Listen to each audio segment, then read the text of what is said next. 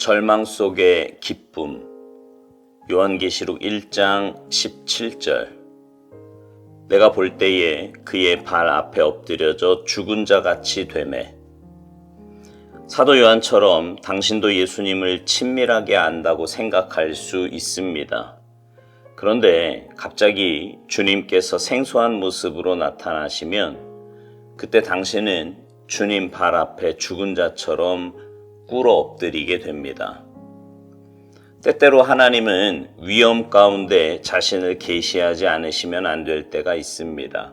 그럴 때 바로 이 장엄하신 주님의 모습은 당신을 절망 속에 기쁨으로 인도합니다. 만일 일어나게 된다면 오직 하나님의 손길에 의해 가능합니다. 그가 오른손을 얹고 그 장엄함 가운데 누군가 나를 만집니다.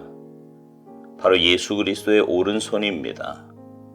강요나 견책이나 혼을 내는 손이 아니라 영존하시는 아버지의 오른손입니다.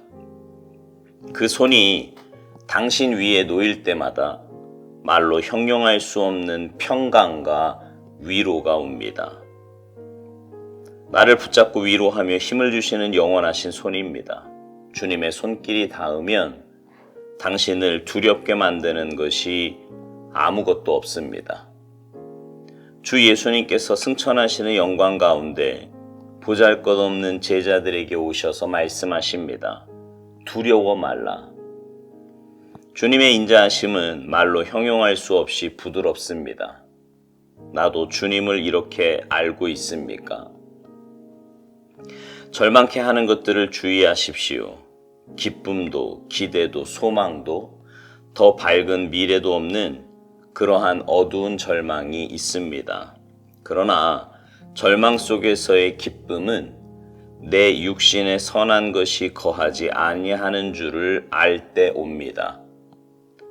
주께서 자신을 내게 나타내실 때 나는 내 안에 주 앞에 꿇어 엎드려야만 하는 것들이 있다는 것을 알고 기뻐합니다. 또한 오직 하나님의 손길에 의해서만 일어날 수 있다는 사실을 알 때 절망 속에서 기쁨이 생깁니다. 하나님께서는 내가 나 자신을 향해 절망할 때까지는 나를 위해 아무것도 하실 수 없습니다.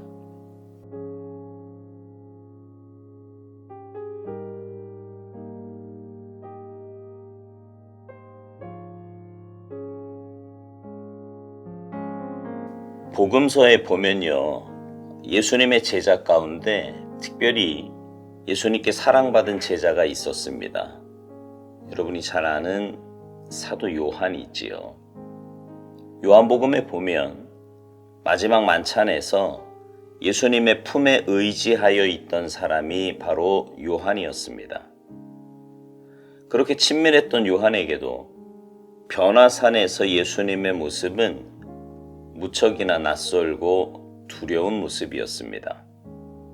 그래서 그때 요한과 다른 제자들은 주님 앞에 엎드려 심히 두려워했다고 말합니다. 그런데 그렇게 두려워 고개도 들지 못하고 엎드려 있는 그들에게 예수님께서 그들에게 손을 대시며 이렇게 말씀하셨습니다. 일어나라, 두려워하지 말라. 주님의 그 손이 제자들을 일어나게 했고 평안 가운데로 인도하였습니다. 우리의 삶의 절망과 두려움에 빠지게 되는 상황을 간혹 만나곤 합니다. 그때 우리를 일으키시는 분은 오직 주님 한 분뿐이십니다. 그 주님의 손이 우리를 일으키시고 위로하시고 평안으로 인도하시는 것입니다. 오스왈드 목사님은요, 이것을 만일 일어나게 된다면 오직 하나님의 손길에 의해 가능하다고 말합니다. 그리고 그 손은 강요나 견책이나 혼을 내는 손이 아니라 영존하시는 아버지의 오른손이라고요. 그리고 그 손이 우리 위에 놓일 때마다 말로 형용할 수 없는 평강과 위로가 온다는 것입니다. 저는요, 어릴 때 종종 몇 달씩 이렇게 친척 집에 가 있곤 했습니다.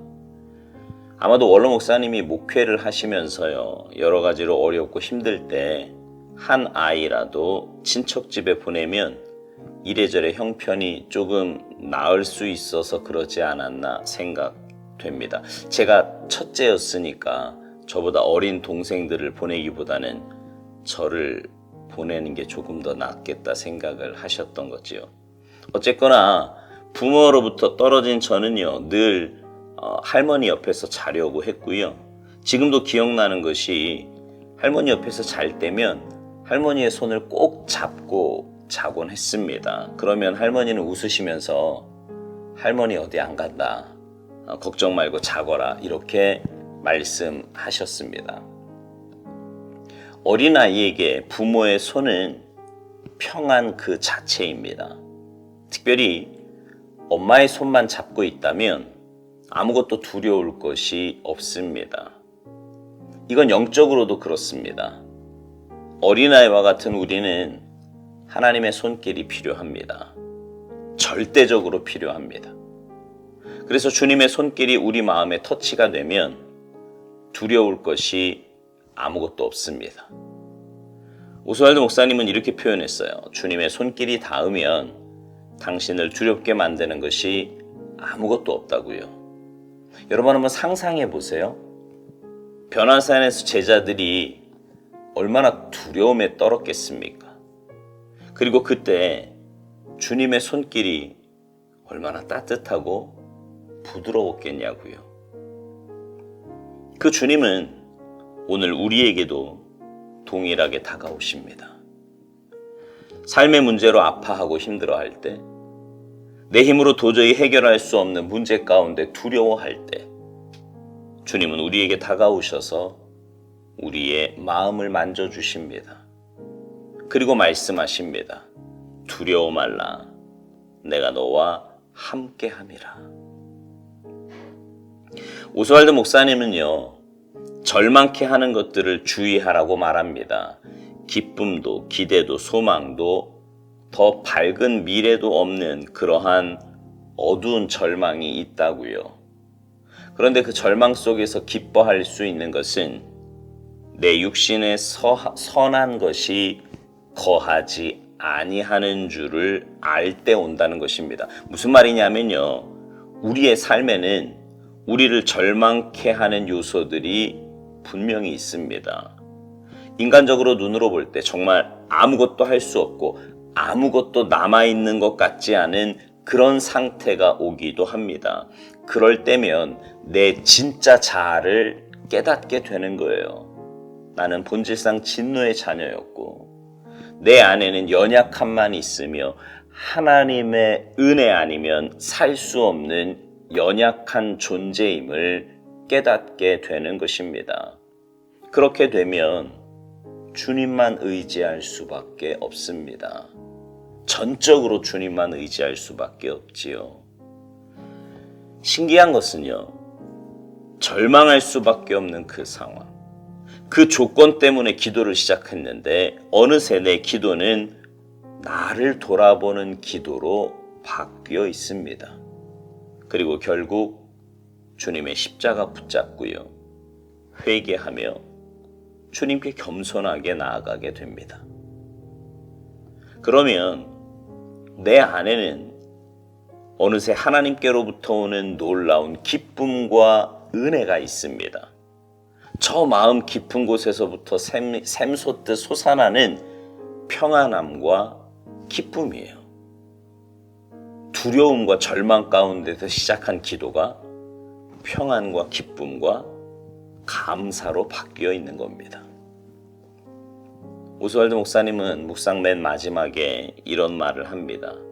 하나님께서는 내가 나 자신을 향해 절망할 때까지는 나를 위해 아무것도 하실 수 없다고요. 그렇습니다. 나 자신에 대한 절망, 내가 정말 아무것도 아니라는 내 존재임을, 내 그 존재를 깨닫는 것, 그때가 바로 하나님의 역사하심이 시작할 때입니다. 바라기는 여러분의 진짜 모습을 보시게 되기를 바라요. 십자가 앞에서 내 모습을 깨닫게 해달라고 기도하시기 바랍니다. 그래서 주님 아니면 안 되는 약하디 약한 내 모습에 절망하시고 그 절망의 마음으로 주님 앞에 나아가시고 겸손하게 주님의 은혜를 구하셔서 주님의 만져주심과 위로하심 가운데 참된 평안함과 기쁨을 누리며 사시기를 주님의 이름으로 축복합니다. 아멘.